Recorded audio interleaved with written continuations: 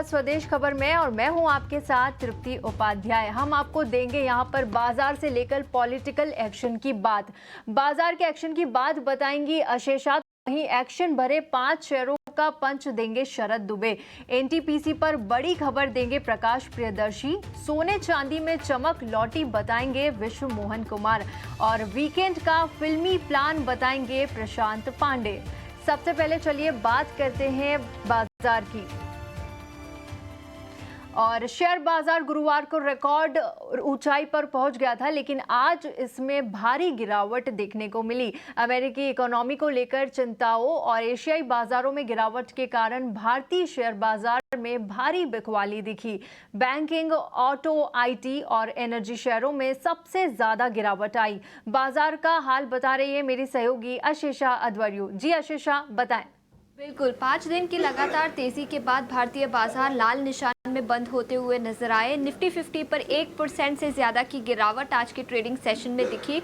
और sectoral movers की बात करें तो ऑटो सेक्टर में आज काफी गिरावट दिखी। तो Tata Motors, Maruti Suzuki, Tata Motors के नतीजे कल आए थे और गिरावट के साथ स्टॉक बंद होता हुआ नजर आया। आयशर मोटर्स और मारुति सुजुकी में भी ऑटो सेक्टर से गिरावट दिखी। फार्मा सेक्टर एक अकेला सेक्टर था जो हरे निशान में बंद होता हुआ नजर आया। ग्रैन्यूल्स, ग्लैंड फार्मा जैसे कुछ स्टॉक्स थे जो आज हरे निशान में बंद हुए। इसके अलावा स्टॉक स्पेसिफिक मूवर्स की बात करें तो जोमैटो में अच्छी 12% की तेजी दिखी अच्छे नतीजों और ब्रोकरेज रिपोर्ट्स के दम पर। और यूपीएल के नतीजे काफ़ी कमज़ोर रहे। सालाना आधार पर गिरावट दिखी। रेवेन्यू फ्रंट पर मार्जिन्स भी कॉन्ट्रैक्ट होते हुए नजर आए, जिसके चलते 4 से 5% की गिरावट यूपीएल पर भी दिखी। लेकिन पूरे हफ्ते की बात करें तो 8 हफ्तों की तेजी के बाद इस हफ्ते के लिए भारतीय बाजार लाल निशान में बंद होते हुए नजर आए। निफ्टी 50 पर करीब आधे % की गिरावट और सेंसेक्स पर भी करीब 0.4% की गिरावट इस हफ्ते दिखी। कुछ टॉप गेनर्स और लूजर्स की बात करें तो एनटीपीसी, बीपीसीएल, एशियन पेंट्स, डिवीज लैबोरेटरीज और पावर ग्रिड टॉप गेनर्स में शामिल थे। और आयशर मोटर्स, एमएनएम, ग्रासिम, विप्रो कुछ टॉप लूजर्स थे पूरे हफ्ते के लिए। और कुछ सेक्टर स्पेसिफिक मूवर्स की बात करें तो निफ्टी रियल एस्टेट सेक्टर में पूरे हफ्ते कमजोरी दिखी। करीब 4% की गिरावट के साथ निफ्टी रियल्टी इंडेक्स बंद होता हुआ नजर आया। निफ्टी आईटी, ऑटो और एफएमसीजी में भी 1.5 से 3% की गिरावट दिखी। तो ऑल इन ऑल शुक्रवार के ट्रेडिंग सेशन में और पूरे हफ्ते की बात करें तो भारतीय बाजार लाल निशान में बंद होते हुए नजर आए। अशेषा, आपका बहुत बहुत शुक्रिया। चलिए बढ़ते हैं अपने खास सेगमेंट की तरफ। 5 का पंच हमारे सहयोगी शरद बता रहे हैं कि आज किन शेयरों ने लगाया एक्शन भरा पंच। जी शरद, बताएं। जी बिल्कुल, आपका स्वागत है 5 का पंच में, जहां पे मैं दिन के 5 अहम स्टॉक्स को लेके आता हूं, जहां पे भारी एक्शन देखने मिलता है, वॉल्यूम से मूवमेंट आता है और ऑफ कोर्स न्यूज़ फ्लो भी रहता है। सबसे बात करेंगे जोमेटो की। ऑफ कोर्स कल नतीजे तो स्ट्रॉन्ग आए थे मार्केट आवर्स में, लेकिन कॉन कॉल में जो है कमेंट्री बहुत स्ट्रॉन्ग आई है। वो एक्सपेक्ट कर रहे हैं कि अब 20% का जो ग्रॉस ऑर्डर वैल्यू ग्रोथ है वो मीडियम टर्म में बढ़ेगा। और इसके अलावा जो एबिटा मार्जिन से food delivery business contributed basis पे 4 से लेकर 5% तक रहेंगे। आज सुबह फॉरेन ब्रोकिंग हाउस के जो है अपग्रेड्स आने लगे। यूबीएस जो है मेंटेन बाय रखा है, टारगेट प्राइस 260 का। बर्नस्टाइन मेंटेन आउट परफॉर्म रखा है, लेकिन जो टारगेट प्राइस है 230 से बढ़ा के 275 रुपीज़ कर दिया है। और यूबीएस ने कहा है कि जो फूड डिलीवरी का जो ग्रॉस ऑर्डर वैल्यू है अगले 5 साल में वो जो है अच्छी ग्रोथ दे सकती है, लगभग 30% का। और ओवरऑल जो है बाजार को भी अच्छा लगा। और सबसे बड़ा मूव जो है आप कह सकते हैं इंट्राडे मूव पिछले 2 साल में भी देखने मिला। कमिंस इंडिया वीक था, वीक सेट ऑफ जो है अपडेट आई थी उनकी ग्लोबल आर्म से, और उसके कारण जो है भारी पिटाई स्टॉक में देखने मिली। कमिंस इंक्लूसिव जो उनके पेरेंट कंपनी, उन्होंने भारत की ऑपरेशंस के गाइडेंस को रिवाइज कर दिया और उन्होंने ये भी कहा कि जो इंडिया सेगमेंट की रेवेन्यू है वो 10% की गिरावट आई है। ऑफकोर्स बाजार को एक्सपेक्टेशन था कि जो इंडिया सेगमेंट की रेवेन्यू है जो कि लिस्टेड है वहाँ पे 12% का पॉजिटिव ग्रो करेगा, तो ऑफकोर्स अनुमान से कम जो है इनके इंडिया ऑपरेशंस देखने मिली है। पावर जेन रेवेन्यूज़ डिक्लाइन हुआ 17% और सिक्वेंशली भी यहाँ पे 21% का मार पड़ा। कोटक सिक्योरिटीज़ ने भी व्यू दिया कि एक बड़ा रिस्क आ जाता है, क्योंकि कंपनी ने कमिंस इंडिया के लिए 15% ग्रोथ रेवेन्यू जो है एस्टिमेट किया है, तो ऑफकोर्स वहाँ पे इम्पैक्ट आ सकता है। तीसरा स्टॉक रहेगा जेके बैंक। यहाँ पे जो है सोर्सेज एक्सक्लूसिवली टीना स्वदेश को बोल रहे हैं कि जो प्रोविज़न है, जो स्पेशल फंड्स जो बने हैं जम्मू कश्मीर के बजट में, वो आउटस्टैंडिंग जो जेके बैंक है उसको क्लियर करने के लिए यूज़ कर सकते हैं। फाइनेंशियल असिस्टेंस जो है जेके बैंक को दिया जाएगा ताकि उनके बैलेंस शीट में जो है इम्प्रूवमेंट देखने मिले। चौथा स्टॉक जो ग्रुप ऑफ स्टॉक्स रहेगा मेटल स्टॉक्स। मेटल स्पेस में जो है भारी गिरावट भी देखने मिली है। टॉप लूजर्स भी आपके रहे हैं JSW steel, Tata steel.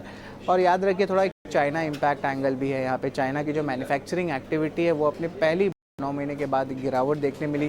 Copper prices तो हम देख ही रहे हैं 4 मंथ लोज पे है। और इसके अलावा क्रूड में भी जो गिरावट आई क्योंकि आगे जाते हुए डिमांड आउटलुक चाइना से कम है, तो उसके कारण ऑफकोर्स मेटल स्टॉक्स में भी थोड़ी प्रेशर आई थी। हमारा 5वां स्टॉक ऑफकोर्स रहने वाला मेटल स्पेस से टाटा स्टील। यहाँ पे एक फॉरेन डाउनग्रेड भी हुआ है। इन्वेस्टिक ने जो है डाउनग्रेड किया है सेल तक, और पहले ये होल्ड रेटिंग थी। टारगेट प्राइस की बात करें तो 158 से घटा के 135 कर दिया। उन्होंने कहा कि कैश फ्लोज के मामले में थोड़ी रिस्क ज़रूर है, और नीदरलैंड की जो कार्बोनाइजेशन की कैपेक्स की प्रतिक्रिया हो रही है वो भी एक अहम ट्रिगर रहेगा देखने के लिए। तो ये 5 अहम थीम्स हैं या स्टॉक्स हैं जो आज दिन के जो है ट्रेड में मूव कर रहे थे। बढ़ते हैं आगे, और कल एसबीआई अपने पहली तिमाही के नतीजे जारी करने वाली है। नतीजों का अनुमान बताने के लिए पूजा त्रिपाठी हमारे साथ जुड़ चुकी है। जी पूजा, बताएं एसबीआई के नतीजे कैसे रहने वाले हैं? जी, एसबीआई के नतीजों में इस बार थोड़ी धीमी ग्रोथ देखने को मिल सकती है और नतीजे थोड़े कमज़ोर साइड पर रहेंगे, स्पेशली अगर एसेट क्वालिटी के फ्रंट पर बात करें तो। अगर इनके ऑपरेटिंग रेवेन्यू यानी कि एनआईआई ब्याज से आय के बारे में बात करें तो सालाना आधार पर 9% की ग्रोथ एक्सपेक्टेड है, लेकिन मुनाफा घटेगा कंपनी का 1% से और तिमाही आधार पर 19% की गिरावट देखने को मिल सकती है। इसके पीछे वजह यह है कि इस बार प्रोविजनिंग कंपनी की बढ़ी रहेगी, मार्जिन्स में थोड़ा इम्पैक्ट आ सकता है, कंपनी के जो फी इनकम है, अन्य आय है, वहाँ पर भी थोड़ी धीमी ग्रोथ देखने का अनुमान है। तो इस सब का असर कुल मिला के कंपनी के मुनाफे पर पड़ेगा। इस वजह से हम इस तिमाही एक गिरावट देख रहे हैं। इसके अलावा पहली तिमाही अगर एग्रीकल्चर लोन के रिस्पेक्ट्स में बात करें तो सीजनली वीक क्वार्टर होता है, और इस लिहाज से भी हम देखेंगे कि कंपनी के स्लिपेजेस जो हैं वो 8,500 करोड़ तक जा सकते हैं। कुल मिला के मुनाफा काफ़ी सपाट यहाँ पर रह सकता है और गिरावट भी एक्सपेक्टेड है। कुछ एस्टिमेट्स ये भी कह रहे हैं कि वहाँ पर गिरावट भी देखने को मिल सकती है। तो अनुमान से अगर ज़्यादा खराब तो फिर और ज़्यादा बड़ा रिएक्शन हम स्टॉक पर होता हुआ देखेंगे। नज़र रहेगी एसेट क्वालिटी के नंबर्स कैसे रहते हैं और मार्जिन को लेकर क्या आउटलुक बैंक देती है, इन तमाम बातों पर हमारी नज़र रहेगी। और केंद्र सरकार जम्मू एंड कश्मीर सरकार को करीब 7,900 करोड़ का स्पेशल फंड दे सकती है। साथ ही बैलेंस शीट साफ करने को लेकर जम्मू एंड कश्मीर बैंक को फंड मिल सकता है। इस एक्सक्लूसिव खबर के साथ प्रकाश प्रियदर्शी हमारे साथ जुड़ चुके हैं। जी प्रकाश, बताएं। देखिए, सूत्रों के हवाले से जो जानकारी हमें मिल रही है उसके हिसाब से जेएनके बैंक के लिए काफ़ी सकारात्मक खबर है, क्योंकि केंद्र सरकार ने जेएनके बजट के तहत करीब 7,900 करोड़ रुपए के स्पेशल फंड की प्रोविजनिंग की है। इसका मकसद ये है कि इस पैसे के इस्तेमाल से जेएनके गवर्नमेंट के ऊपर जो बकाया है जेएनके बैंक का, उसका भुगतान जल्द से जल्द किया जाए, और उसी को ध्यान में रखते हुए इस तरह की प्रोविजनिंग की गई है। दरअसल जेएनके गवर्नमेंट ने सैलरी पेमेंट के लिए, पेंशनर्स के लिए, अदर एक्सपेंसेस के लिए काफ़ी मोटी रकम जो है जेएनके बैंक से ली है, जिसकी अदायगी अभी बाकी है। इसका भुगतान नहीं किया जा सका है, जिसकी वजह से जेएनके बैंक के फाइनेंशियल हेल्थ पर भी काफ़ी नकारात्मक असर पड़ रहा है।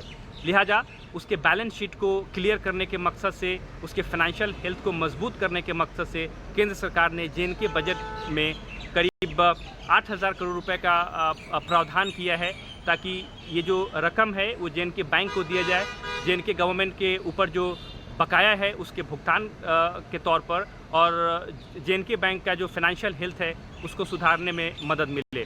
बैलेंस शीट बेहतर करने का मकसद ये भी है ताकि आरबीआई की तरफ से कोई एक्शन जो है जेएनके बैंक के अगेंस्ट में न लिया जाए। तो ये काफ़ी इंपॉर्टेंट डेवलपमेंट है, इनफैक्ट पॉजिटिव डेवलपमेंट है जेएनके बैंक के हिसाब से देखें, और जल्द ही गवर्नमेंट के ऊपर जो बकाया है जेएनके बैंक का, उसको क्लियर कर दिया जाएगा। अदानी एंटरप्राइजेस अपने एफएमसीजी कारोबार का डीमर्जर करेगी। पूरी खबर दे रही है मेरी सहयोगी विन्नी मोतीवाला। बिल्कुल, तो अडानी एंटरप्राइजेज जो है डीमर्ज करने वाला है। अपने जो बिजनेस में एफएमसीजी का पार्ट था वो डीमर्ज करके अब मर्ज कर लेंगे अडानी विल्मर में। नाउ अडानी एंटरप्राइजेज में ये एंटिटी थी अडानी कमोडिटीज़ एलएलपी, जो काम करती थी ट्रेडिंग एंड सप्लाई जो करती थी एडिबल ऑयल की, उसके अलावा अदर कमोडिटीज़ की ये सप्लाई करती थी। अभी ये ट्रांजैक्शन नॉन कैश ट्रांजैक्शन है, सिर्फ डीमर्ज होके ये अडानी एंटरप्राइजेज से चला जाएगा अडानी विल्मर में। नाउ अडानी एंटरप्राइजेज के जो शेयर होल्डर को है उनको मिलेंगे शेयर्स अडानी विल्मर में। सो पब्लिक शेयर होल्डर्स हैं उनको मिलेंगे शेयर्स अडानी विल्मर में, और उनको शेयर्स मिलेंगे 251 शेयर्स अडानी विल्मर के फॉर एवरी 500 शेयर्स जो वो होल्ड कर रहे हैं अडानी एंटरप्राइजेज में। करंट देखें तो अडानी एंटरप्राइजेज होल्ड करता है अराउंड 43.94% स्टेक जो है अडानी विल्मर में।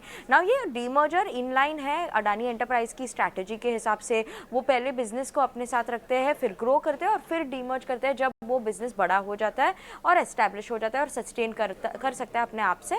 सो इसीलिए ये डीमर्ज होकर अब जाएगा अडानी विल्मर में।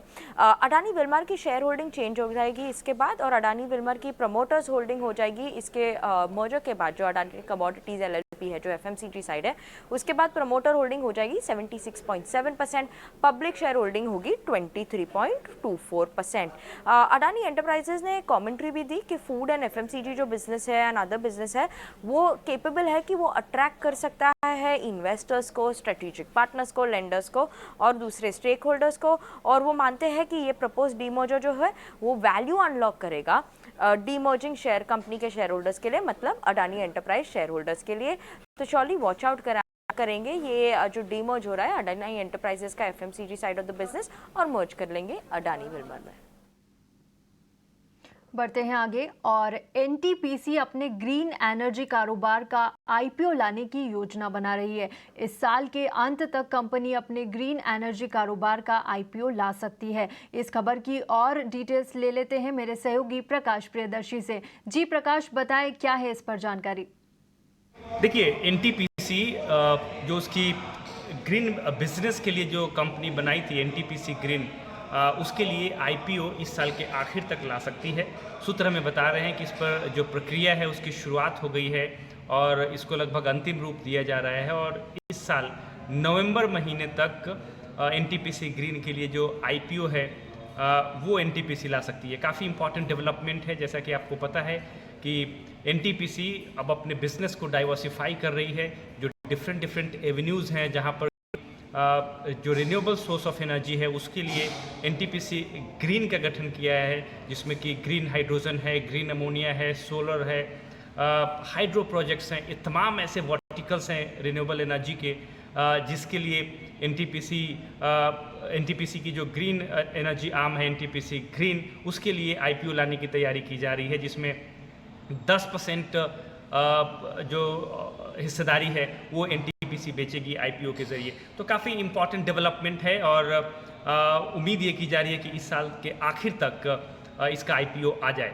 साथ ही साथ डाइवर्सिफिकेशन प्रोसेस के तहत ही एनटीपीसी और एनपीसीआईएल का जो जॉइंट वेंचर है जिसके जरिए न्यूक्लियर प्लांट स्थापित करना है FY 2025 के आखिर तक, करीब 2.8 गीगावाट की कैपेसिटी का प्लांट स्थापित करना है, उसकी तैयारी चल रही है और उम्मीद ये की जा रही है कि FY 2025 के आखिर तक पर काम शुरू हो जाए। साथ ही साथ जो थर्मल प्रोजेक्ट्स है तो एक बेटर बैलेंस बनाने के तहत, ताकि रिन्यूएबल में भी ट्रांजिशन हो और जो कोर बिजनेस है एनटीपीसी का जो थर्मल पावर प्लांट्स हैं उसके लिए भी जो कमिश्निंग है उसमें तेज़ी आ रही है और इस साल के आखिर तक एडिशनल 2000 मेगावाट कैपेसिटी के नए प्लांट्स जो हैं वो आ सकते हैं। तो ये कॉम्प्रिहेंसिव प्लान है एनटीपीसी का, जो जानकारी हमें मिल रही है। सबसे इम्पॉर्टेंट डेवलपमेंट ये है कि इस साल नवंबर तक एनटीपीसी अपने ग्रीन बिजनेस के लिए आईपीओ ला सकती है।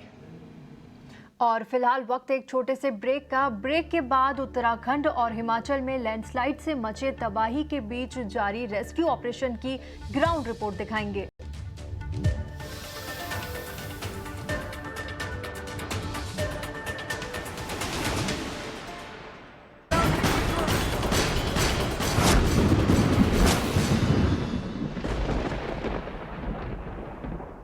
और अब बात उत्तराखंड के भारी बारिश के कहर की।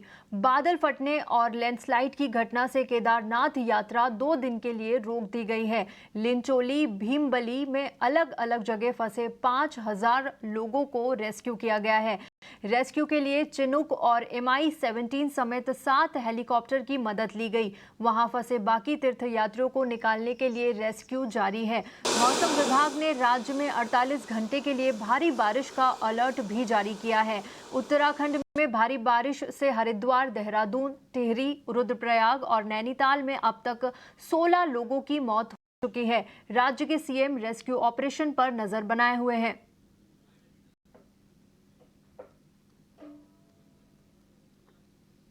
हमारा प्रयास है कि जल्दी से जल्दी एक तो इस क्षेत्र का विस्थापन किया जाए। जो भी मकान यहाँ खतरे की जद में आते हैं उनका आकलन हो गया है और कोशिश है कि हर संभव अब आगे जो है लोगों की जान माल की सुरक्षा की जाए, उसके लिए काम कर रहे हैं। और जो लोग हमारे यहाँ आपदा शिविरों में हैं उसमें वृद्ध लोग हैं, गर्भवती माताएं हैं, बच्चे हैं, विकलांग हैं, उनको किसी भी प्रकार की जो है कोई परेशानी न हो। दवाइयाँ हैं, खाद्य सामग्री है और सभी से कहा है कि जो भी लोग आपदा से प्रभावित हुए हैं उनको जो आपदा राहत है वो तुरंत तत्काल दी जाए। केदारनाथ में फंसे यात्रियों को निकालने के लिए रेस्क्यू टीम ने अपनी पूरी ताकत झोंक दी है। जीरो से जुड़ गए हैं हमारे सहयोगी अभिषेक सिन्हा। जी अभिषेक, बताएं इस वक्त रेस्क्यू ऑपरेशन किस तरह से किया जा रहा है वहां?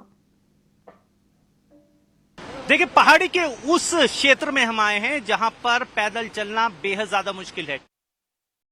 आपको वो तस्वीरें दिखा रहा है कि किस तरह से हजारों की संख्या में SDRF, NDRF के जवान मिलकर यहां पर लोगों को रेस्क्यू कर रहे हैं। देखिए पीछे नीचे नदी है, कितनी खतरनाक नदी है, वेग है, आप देख सकते हैं पीछे किस तरह से नदी चल रही है। और उसके बाद यहां रोपवे के सहारे SDRF के जवान यहां से उन्हें लगातार रेस्क्यू करके उन्हें ऊपर लेके खींच रहे हैं। और ये अपने आप में सीधे रूप से अगर कहा जाए तो देवदूत के रूप में SDRF के जवान यहाँ लगातार मेहनत कर रहे हैं और लगातार अपनी जो ड्यूटी है उसको पूरी तरह से निभाते हुए नजर आ रहे हैं। यहाँ पे देखिए लगातार किस तरह से सीटी बजाकर उन्हें रोका जा रहा है, पीछे से आने वालों को रोका जा रहा है। लगातार ऊपर पहाड़ी से, चट्टान से लगातार पत्थर गिरते जा रहे हैं। और सबसे पहले हम आपको वो तस्वीरें दिखा रहे हैं जो सबसे ज्यादा जरूरी है। कितना मुश्किल था भोले आपके लिए यहाँ आने?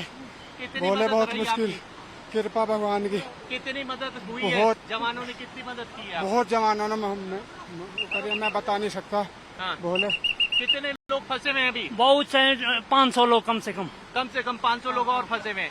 देखिए जिंदगी जब बसती है तो इंसान क्या कहता है और सीधे रूप से दिल से आभार व्यक्त कर रहा है SDRF टीम का। और लगातार देखिए किस तरह से यहाँ पर लोगों को खींचकर ऊपर लगातार लिफ्ट किया जा रहा है। ये अपने आप में ऐसा दृश्य है जिसे देखकर कहा जा सकता है कि निश्चित रूप से SDRF, NDRF की टीम ना होती तो ये टास्क करना बेहद ज्यादा मुश्किल था। लैंडस्लाइड हिमाचल में भी मुसीबत बनकर आई है। राज्य 5 जगहों पर बादल फटने की घटना में 50 से ज्यादा लोग लापता बताए जा रहे हैं। लापता लोगों की तलाश में NDRF, SDRF, पुलिस और होम गार्ड जवान सर्च ऑपरेशन चला रहे हैं। मलबों में लोगों को ढूंढने का काम जारी है। मौसम विभाग के पूर्वानुमान के मुताबिक हिमाचल के लिए अभी 3 दिन भारी रहने वाले हैं। राज्य में कई जगहों पर बहुत भारी बारिश का अलर्ट जारी किया गया है। कांगड़ा, कुल्लू, मंडी, शिमला, चंबा और सिरमौर में अचानक बाढ़ आने की चेतावनी जारी की है। शिमला के रामपुर में बारिश से आई तबाही में फंसे लोगों को निकालने के लिए रेस्क्यू ऑपरेशन जारी है। ग्राउंड रिपोर्ट लेकर जुड़ गए हैं हमारे सहयोगी अमनदीप। जी अमनदीप, बताएं इस वक्त किस तरह के हालात वहां बने हुए हैं? और ये सर्च ऑपरेशन एंटर कर चुका है नदी के दूसरी तरफ भी, जो कि कंट्रीब्यूटरी है सतलुज। हम इस वक्त नदी के दूसरी तरफ खड़े हैं, यानी कि गांव के दूसरी तरफ। और मैं तस्वीरों में बता दूं आपको कि किस तरह से जो एक मेकशिफ्ट टेम्परेरी फुटब्रिज बनाया है इंडियन आर्मी की तरफ से इस नदी को क्रॉस करने के लिए। ये तस्वीर आप देखिए, ये एक टेम्परेरी फुटब्रिज बनाया गया है, मेकशिफ्ट फुटब्रिज बनाया गया है, ताकि इस पानी के बहाव के ऊपर से नदी के दूसरी तरफ जाके भी जो सर्च ऑपरेशन है वो किया जा सके। और इस समय पीछे सर्च ऑपरेशन चल रहा है। इसी फुटब्रिज के रास्ते एनडीआरएफ और इंडियन आर्मी, ये दोनों की दोनों जो टीम्स हैं और आईटीबीपी, एसडीआरएफ, सभी टीम्स यहाँ पे जो सर्च ऑपरेशन कर रही हैं। और ये फुटब्रिज इस पानी के बहाव को देख के बनाया गया है। पहले ये पानी का बहाव जो है, मैं कैमरा पर्सन को कहूंगा जरा तस्वीर घुमा के दिखाइए, क्योंकि जेसीबी मशीन जो है वो भी लगी हुई है और पानी का बहाव इतना तेज था और इस पानी के बहाव इस नदी की जो विड्थ थी वो बहुत ज्यादा वाइडन हो गई थी। जहां तक आप देख सकते हैं वहां तक ये नदी फैली हुई थी और हाइट भी बहुत ऊपर जा चुकी थी। लेकिन जैसे बादल फटने के बाद कुछ घंटों के बाद ये नदी सिमट के कुछ ही मीटर में रह गई है, लेकिन उसके बाद अब इसको क्रॉस करना अभी भी जो है वो मुमकिन नहीं है। लेकिन इंडियन आर्मी की तरफ से ये फुटब्रिज बनाया गया है और ये फुटब्रिज के जरिए ही सर्च ऑपरेशन चल रहा है। 33 लोग अभी भी मिसिंग है, समेज गांव के 33 लोग अभी भी मिसिंग हैं। और सुप्रीम कोर्ट ने नीट एग्जाम को रद्द करने से इनकार कर दिया है। आज मामले की सुनवाई के दौरान सुप्रीम कोर्ट ने कहा कि नीट यूजी एग्जाम में सिलसिलेवार गड़बड़ियां यानी सिस्टमैटिक ब्रीच नहीं हुआ है। पेपर सिर्फ 2 सेंटर पटना और हजारीबाग में लीक हुए। कोर्ट ने राष्ट्रीय परीक्षा एजेंसी यानी एनटीए को फटकार लगाते हुए छात्रों के हित में अपना ढुलमुल रवैया बंद करने को कहा। कोर्ट ने एनटीए की मॉनिटरिंग के लिए बनाई गई एक्सपर्ट कमेटी से नीट के लिए एसओपी तैयार करने को कहा है। साथ ही साइबर सिक्योरिटी में खामियों की पहचान भी करे। कमेटी से 30 सितंबर तक जवाब मांगा गया है।